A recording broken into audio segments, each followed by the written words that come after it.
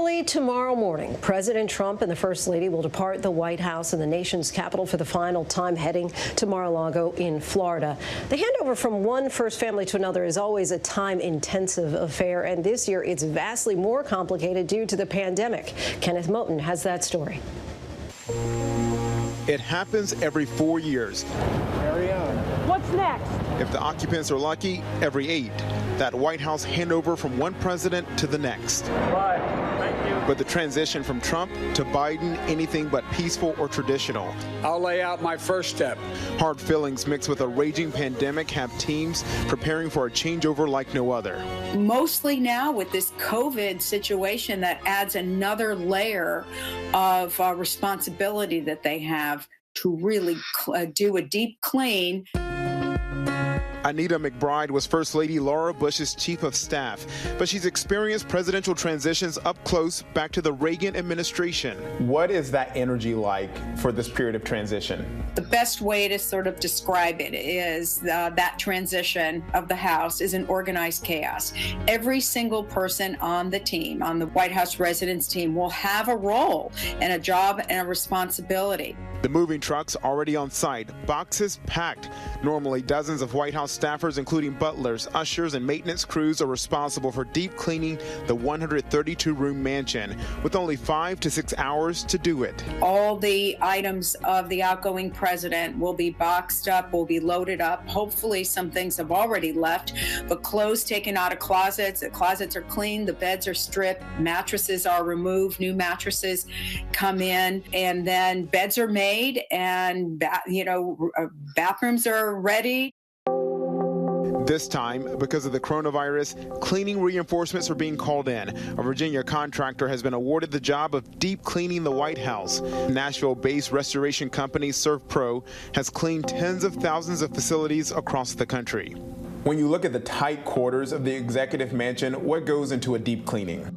A building as unique as the White House is going to require an expert to really review the facilities in order to provide an accurate estimate and an accurate consultation and design for what a COVID cleaning service would entail. The General Services Administration says cleaning will include, but is not limited to, all furniture, flooring, window treatments, handrails, doorknobs, light switches, countertops, elevator buttons, restroom fixtures and dispensers, door handles and push plates, and lighting fixtures. A high-quality professional COVID cleaning service will have highly trained staff who are experienced working in biohazardous environments, along with specialty equipment and chemicals that can be applied in such a way that will both kill the coronavirus, but also be safe to the people who will subsequently reoccupy that building. Government contracts reviewed by ABC News show before the Bidens move in, more than $200,000 has been spent for increased White House janitorial and housekeeping work, including nearly $75,000 of taxpayer dollars just to clean the carpet and curtains. Another $115,000 to pull up and replace worn-down carpet from the West Wing to the Eisenhower Executive Office building next door. Compared to the 2017 transition, there were no deep cleaning government contracts. The work solely handled by the White House staff. Prices for these kind of services are going to vary materially based upon the complexity of the job. That job is going to be much more complicated and is going to require much more resources to clean that facility properly. The deep cleaning comes after multiple large, mostly maskless in-person events at the Trump White House in recent months. The events were linked to at least 3 COVID-19 outbreaks, dozens of Trump staffers and allies testing positive, including the president and the First Lady. Biden and Harris are people who stuck to strict, pandemic protocols. And then the Trumps, not so much. You don't see much mask wearing that was happening. We've had several outbreaks in the White House.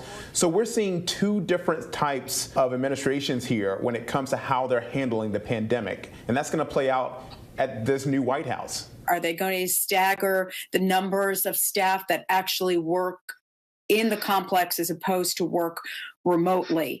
I think that will they be required to wear masks while they're inside the White House in their offices? It definitely will be a marked difference from what we have seen. The Biden team has already said it won't have all its staff in the White House right away, saying the goal, COVID safety first for everyone. And a reminder, the Bidens have received the vaccine for COVID-19. Do you think the Bidens have anything to worry about when they move in? From an internal point of view of the White House being getting prepared and ready to receive them.